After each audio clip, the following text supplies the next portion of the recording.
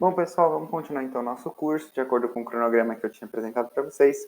A aula de hoje é sobre pagamento de dívida. Então, se você está endividado, se você está correndo esse risco, ou se você nunca se endividou, mas já quer saber o que fazer caso isso aconteça, essa aula é para você, tá bom? Então, a primeira coisa que eu preciso que você entenda é assim, endividei. O que fazer? Não entrar em desespero, tá? Essa é obviamente uma situação desagradável que ninguém quer passar, mas estamos todos expostos, mesmo que a gente seja muito organizado, a gente nunca sabe o dia de amanhã, o tipo de dívida que pode aparecer pela frente, e é por isso que eu trouxe essa aula aqui, nesse módulo sobre endividamento, tá? A ideia é passar aqui por uma série de etapas que vão permitir com que você retome aos poucos o controle financeiro e alcance aí de novo a sua saúde, a sua tranquilidade e possa voltar a prosperar aí, tá?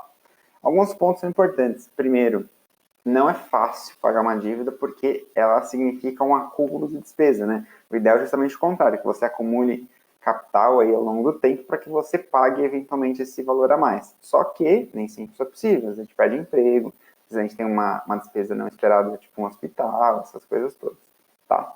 Então, com base nisso, a gente precisa organizar o pagamento dessa dívida e isso também vai demandar algum sacrifício, algum esforço da sua parte, tá? Se você se endividou por qualquer motivo que seja, manter o que você vem fazendo até então provavelmente vai ser ineficiente aí no pagamento da sua dívida. Então, esses 6 passos vão te ajudar, mas vão exigir disciplina, vão exigir esforço e vão exigir paciência, tá? Porque a gente não dificilmente vai conseguir pagar na cabeça.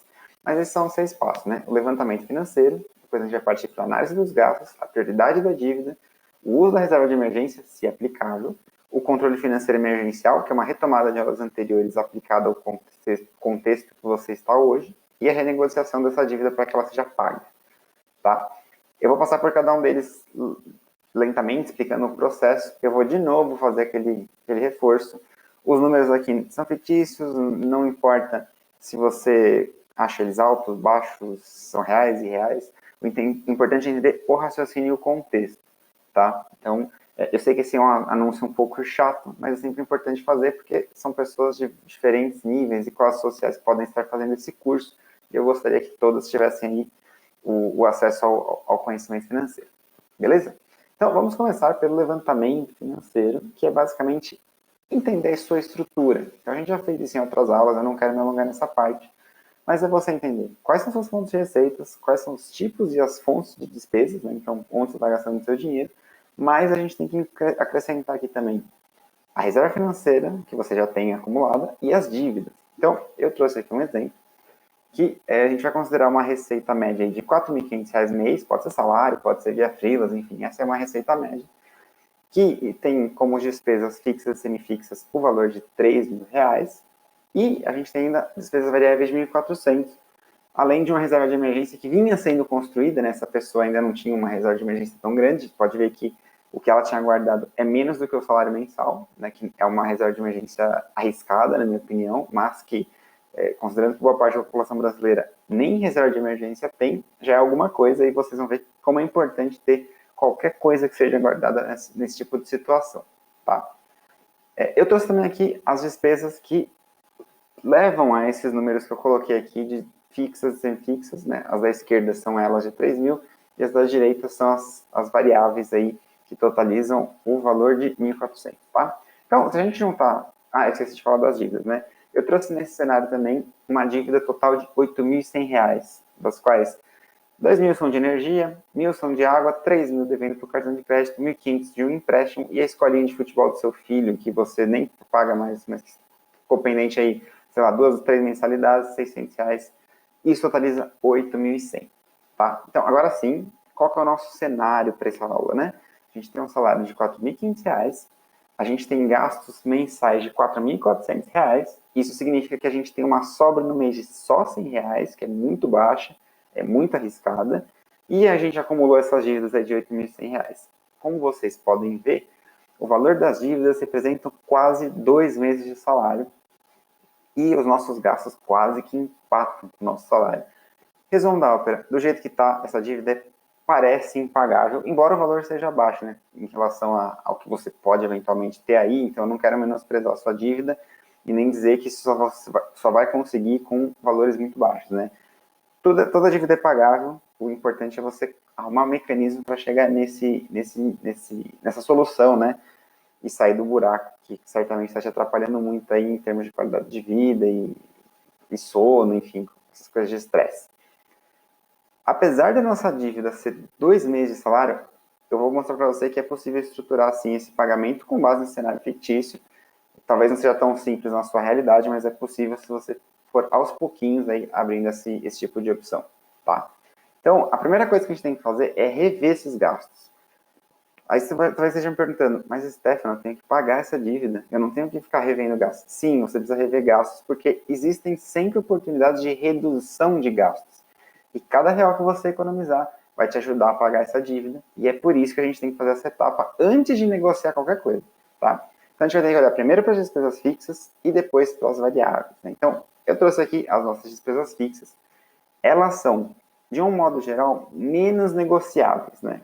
Porque como elas são fixas, às vezes é contrato, né? Às vezes é uma despesa essencial, como aí aluguel, gás, luz, e você pode negociar aí, né? Então, no caso do aluguel, você pode virar para o proprietário, explicar a sua situação, ver se ele consegue um desconto e tal. Mas eu considerei que, neste cenário, o aluguel não é negociável, né? Então, o proprietário falou assim, ou você me paga o valor, ou você procura outro lugar para morar. Então, não conseguimos mexer. Já no supermercado, eu estou supondo aqui que você gasta bastante também com coisas não essenciais, né? Um salgadinho, refrigerante, e você se comprometeu a não comprar nada que não seja essencial para a sua alimentação, aproveitando esse endividamento aí para ter uma alimentação mais saudável. Então, isso aí vai te gerar uma economia de R$ 200 por mês. No caso da água, você vai se propor a tomar banhos bem rápidos, isso vai dar uma pequena reduzida aí de R$ 20, parece pouco, mas ajuda já. No caso do software de trabalho e do gás, eu propus que você não conseguiu reverter, porque gás já é uma conta que você não gastava muito, né? Você não tinha nenhum desperdício.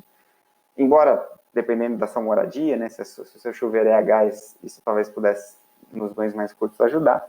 O software de trabalho eu vou considerar que você vai precisar manter a mensalidade, porque senão você vai perder a sua receita. E no caso de luz, você não vai usar ar-condicionado, vai se virar aí com a temperatura que der e economizar aí R$ 50, tá? Já nas despesas variáveis, como vocês podem ver, elas são bem mais flexíveis, né? Elas não são essenciais. A gente pode cortá-las com mais facilidade. Ao mesmo tempo, eu não acho que você precisa zerar ela, porque você vai ter uma vida muito apertada e uma qualidade muito ruim também, dependendo do caso. Então, para esse exemplo aqui, o que eu trouxe? Você não vai cortar a sua academia, porque ela é um item de saúde, e você não quer acabar com a sua saúde só para pagar a dívida, né? Então, você vai conseguir aí manter esse pagamento, assim como a Netflix, né? Como é uma despesa também muito baixa, talvez não seja tão essencial cortar no primeiro momento. Agora, quando você fala de bar e restaurante, né, você sai bastante para comer. Então, você vai fazer o exercício de ficar mais em casa. Esse, por exemplo, é um sacrifício que você vai ter que fazer. E eu falei no começo da aula, pagar dívida exige sacrifício, exige esforço, exige abrir mão de alguns hábitos que a gente tenha. Tá? Então, aí você pode fazer uma redução simples de R$ 200. O celular você também pode tentar renegociar um plano mais barato, cortar pela metade essa despesa. No caso dos presentes, você gastava bastante com presente, gosta de mimar suas pessoas próximas, não faz nenhum sentido você comprar coisa para os outros se você está devendo dinheiro, né? Então, nesse período você não vai dar presente, se tiver algum aniversário, é só você explicar a sua situação, né? Eu sei que isso vai mexer muito com o ego de algumas pessoas, tipo, mas como assim? Eu vou ter que admitir que eu estou endividado? Sim, se você for ficar brigando aí com o seu ego, ficar brigando com a aparência, aí vai ficar muito complicado. Você vai continuar gastando R$ 200 sendo que você tem dívida para pagar? Não faz nenhum sentido, concorda? E também com roupas novas, eu até pus que você ainda vai sobrar R$ 100 ali para alguma coisa diferente que você queira fazer, você nem vai precisar zerar. Mas o ideal também é esses gastos superficiais é a gente zerar nesse momento de dívida, né? Não tem por que gastar mais se você não está conseguindo pagar aí.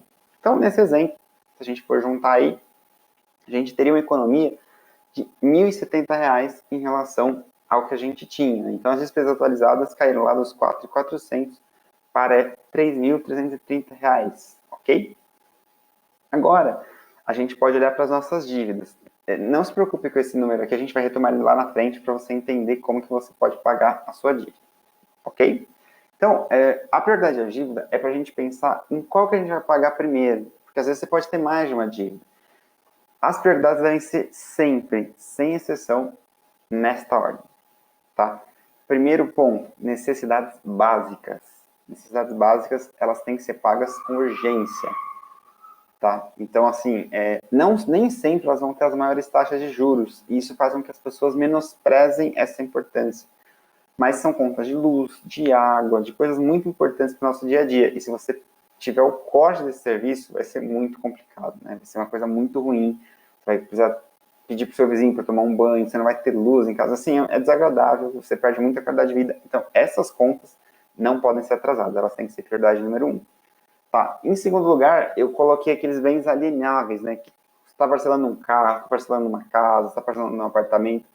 Esses itens podem ser tomados, então o que você já pagou até agora pode simplesmente ir para o saco. Então evite também deixar essas dívidas aí acumularem muito, tá? E por fim, aí também prioriza as taxas de juros mais altas, mais elevadas, porque elas são aquelas que vão fazer a sua dívida crescer muito rapidamente, e é um problema também. O ideal é que você consiga pagar o máximo possível das três ao mesmo tempo, mas se você tiver que escolher entre uma ou outra, eu sugiro que você use esse protocolo. E aí eu falei que sem exceção, mas assim, dependendo do caso, dependendo da taxa de juros que você tem no seu banco, na sua empresa, talvez até o 2 e o 3 sejam negociáveis, mas no caso da terceira, os juros podem aumentar muito, mas você dificilmente vai perder um bem. Já nos bens alienáveis, você pode até perder o que você comprou. Então, é por isso que eu coloquei ela em segundo lugar, tá? Então, trazendo aqui para o nosso exemplo anterior, quais seriam as emergências, né? Seriam as contas de energia e de água, que são necessidades básicas na nossa casa. Em segundo lugar, viriam aí, como eu não coloquei nenhum bem alienável, seriam as dívidas financeiras, porque elas teriam uma taxa de juros mais pesada e elas fariam crescer muito a sua dívida.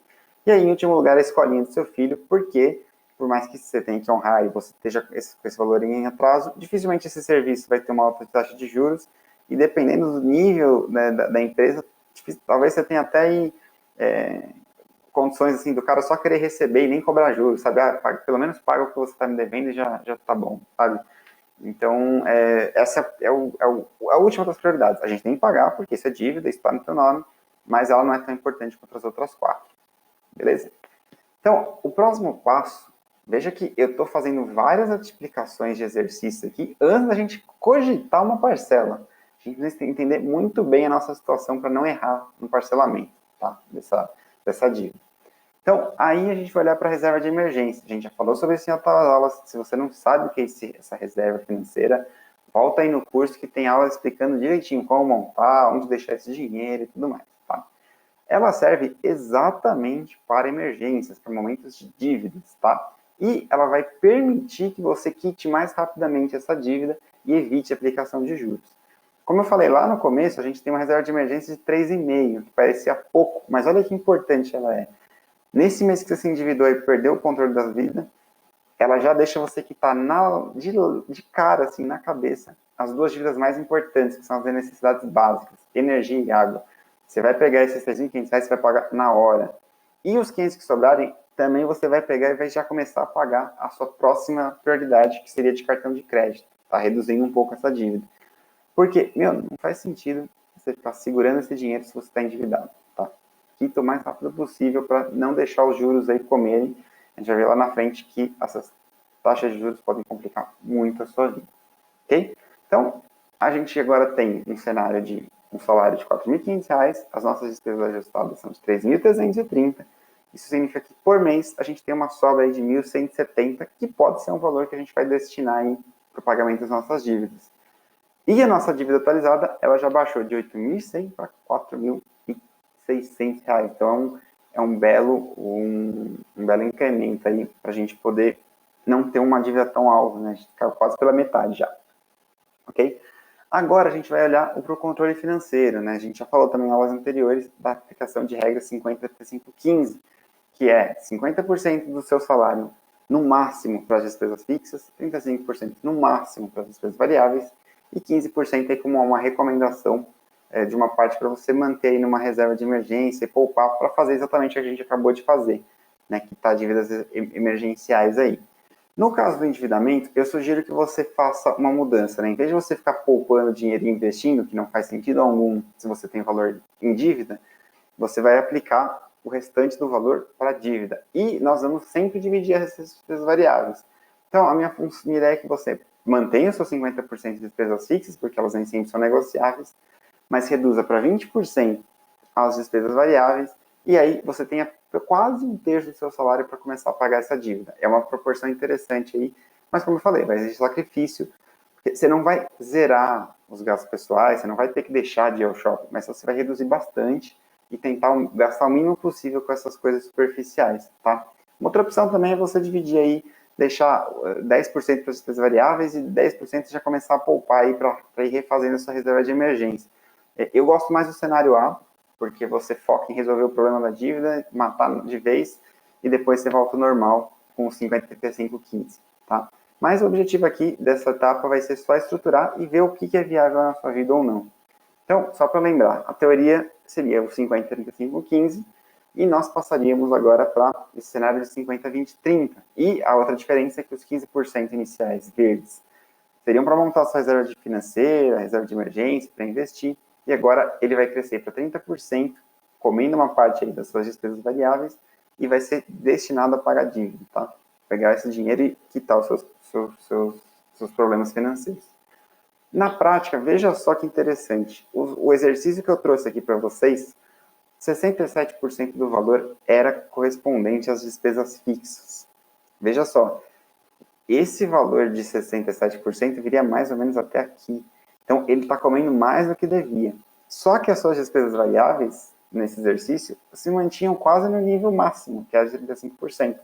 Ou seja, não estava sobrando quase nada. É isso que fez a gente se endividar nesse exercício, né? A gente estava vivendo muito no 0 a 0. Então, um mês que a gente gastou um pouco mais do que podia, pronto, caos instalado aí na nossa vida financeira. Por isso que é importante você ter esse controle financeiro organizado e, de preferência, ter sempre uma reserva aqui para a gente poupar. Ok? E, na prática, o que a gente tem agora, né, já olhando aqui para o segundo gráfico, vai ser despesas fixas um pouco acima do ideal também, mas ok. As despesas variáveis um pouco também abaixo do ideal, então isso é positivo, porque vai sobrar um pouquinho mais. E as dívidas seriam aí 25%. Eu recomendo 30%, mas isso não é regra, tá? Então com 25% já dá para a gente começar a estruturar o pagamento da nossa dívida. Então, esse é o nosso cenário resumindo, né? Então, as barras mais escuras é o orçado para cada um dos itens, e seguindo a sua realidade, nesse exercício aqui não é real, mas seria, no caso de ser o seu caso real, você tem aí um pouquinho menos do que devia para pagar essas dívidas, mas tá bom, esse é o valor que a gente vai trabalhar aí, né? Sempre pensa na sua realidade, não pense em nada muito tópico, não, tem que ser praticável. Bom, então, isso significa que a gente tem aí R$ 1.170 para gastar. Por que a gente tem que fazer isso? Analisar as nossas contas, não é porque você está endividado que você consegue simplesmente zerar os seus gastos, e a compreensão do máximo que a gente pode assumir de parcelas. Veja que, se a gente olhasse só para a teoria e falasse, pô, beleza, 30% do meu salário eu vou guardar para dívidas e assumisse essa parcela, quando a gente vem para a realidade, para o que realmente está acontecendo, esse valor é menor do que 30%. Ou seja, a gente não adiantaria se assumir uma parcela desse tamanho que você já não conseguiria honrar, você já não conseguiria pagar e a tendência era piorar a situação. Então, essa é a necessidade desse exercício para agora sim a gente começar a olhar para a renegociação dessa dívida, que nada mais é do que pegar os valores que você está devendo, chegar nessas empresas e oferecer, olha, eu não consigo te pagar hoje, mas eu quero quitar essa dívida. Como a gente pode fazer? Quantas parcelas eu posso te pagar? Quais são os juros que vocês vão me cobrar para isso? E aí você pode, tanto, deixa eu ter para o próximo slide, tanto fazer a renegociação simples, né, que é simplesmente sentar com a empresa, ver o valor devido e acordar novas condições para esse pagamento, como fazer a portabilidade do crédito. O que é isso? Você, como a gente viu ali, tinha dívida de cartão de crédito, tinha uma outra dívida de empréstimo e tinha dívida ali da escolinha, além das dívidas anteriores que a gente pagou com a nossa reserva de emergência. A portabilidade de crédito é uma oportunidade que você tem de chegar para uma nova empresa financeira, ela vai assumir essa sua dívida, ela vai pagar tudo que está devendo e você vai passar a dever só para ela. Então, você vai repactuar a dívida em novas condições e aí vai ter esse cenário. Tá? Então, quanto que a gente pode aceitar de parcela? Em tese, a gente viu que sobraria todo mês R$ 1.170. Isso é teoria. Tá? Como a nossa dívida agora era de 4.600, já descontando o que a gente pagou com a nossa reserva de emergência, a gente teria um cenário aí que em até 4 meses, né, 3,93 meses, daria para pagar toda essa dívida. Qual que é o problema aí? Essa repactuação de meses não vai ser de graça, né? Nenhuma empresa vai falar, poxa, beleza, vou aceitar isso em quatro parcelas aí, não vou cobrar juros. Não é isso que acontece no mercado financeiro, eles vão cobrar, então essa dívida vai aumentar um pouquinho, tá? Então, Então eu trouxe aqui até 3 cenários para a gente conversar, só para você entender. Aí você foi lá sondou 3 empresas, eles ofereceram esses cenários aí. Em uma você pagaria 6 parcelas de 829, na segunda 12 de 599 e na terceira 24 de 551. Estou pensando, nossa, mas que valores altos, eu não tenho a menor condição de assumir uma parcela dessa. Não se preocupe, eu usei taxas até que relativamente altas, eu usei uma dívida também um pouquinho alta. A ideia é só entender o exercício de analisar o cenário, tá? Qual o melhor cenário? O ideal é sempre o menor possível. Então, assim, independente desses parcelamentos, se você tiver um bônus, se você conseguir um freela que possa quitar essa dívida, já quita. Não deixa os juros crescerem, não deixa essa dívida aumentar e complicar a sua saúde financeira. Mas aqui não tem certo ou errado, tá? Vocês vão ver que os juros ao mês estão crescendo, conforme os cenários, mas as parcelas também, então vão te dando fôlego para pagar. Então, a minha dica aqui, considerando tudo, voltando aqui, entenda exatamente quanto que você pode assumir no máximo, e escolha entre os cenários com a seguinte informação, escolha algo que caiba no seu bolso. Quando eu falo caiba no seu bolso, não é R$ 1.170, é menos do que isso, porque eventualmente você pode gastar mais no mercado do que você planejou, eventualmente você pode ter que fazer uma compra específica, sei lá, poxa, sua internet deu pau, você trabalha online, você precisa resolver esse problema. Então, quanto menos você puder pagar por mês essa dívida, melhor, mesmo que ela se alongue. E aqui, ó, vocês viram que eu nem coloquei o cálculo de quanto que fica em juros a cada operação. Essa aqui vai ser a mais cara, sem dúvida. Ela é mais longa e tem juros mais caros por mês. Mas pense o seguinte, é melhor ter uma parcela menor que você consiga pagar e tenha certeza do que se arriscar a pegar parcelas muito altas que dão problema. E aqui eu vou até retomar o exercício quando a gente falou de cartão de crédito. Eu vou pagar o mínimo ou vou parcelar? O parcelamento, ele te dá uma condição de estabelecer um fluxo de caixa constante. E veja que no pagamento mínimo que a gente trouxe lá na aula passada, conforme a gente não vai conseguindo honrar, essa dívida só cresce e vai virar uma dor de cabeça gigante. Então, pensa nisso. Tem que ser uma parcela o mais barato possível, que você pague o quanto antes, mas que também caiba no seu bolso, para não dar nenhum tipo de impacto e que você não consiga pagar, e isso vai gerando problemas futuros ainda maiores, tá? Então, resumindo toda essa nossa conversa, como que você vai pagar a sua dívida? Primeiro, você vai ter paciência. Nem sempre a gente consegue pagar lá da noite para o dia e você precisa aceitar esses limites. Depois, você vai ter que fazer todo o controle financeiro, seguir todas as etapas que a gente viu nessa aula. Então, você vai monitorar todos os seus gastos, reestruturar, ver onde você pode cortar. Aí sim, você vai fazer esse controle financeiro e você vai renegociar a sua dívida de uma maneira que as parcelas não sejam tão altas, não sejam tão comprometedoras, porque imprevistos acontecem, isso pode impedir que você consiga honrar com os pagamentos, mesmo da renegociação. E, lógico, depois que acabar essa tempestade, você quitar, seu nome estiver limpo, agora você pode realmente focar na sua vida de novo.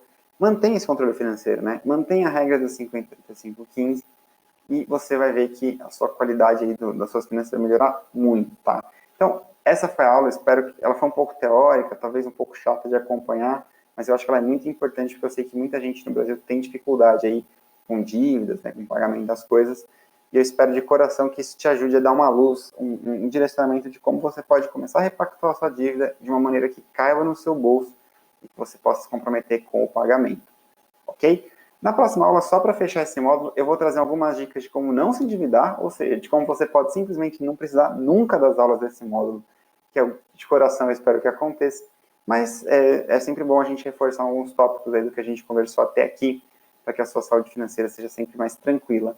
E, claro, se você for com alguma dúvida, poxa, mas vale a pena mesmo repactuar a dívida e tudo mais, aí você vai deixando nos comentários que a gente vai conversando sobre isso.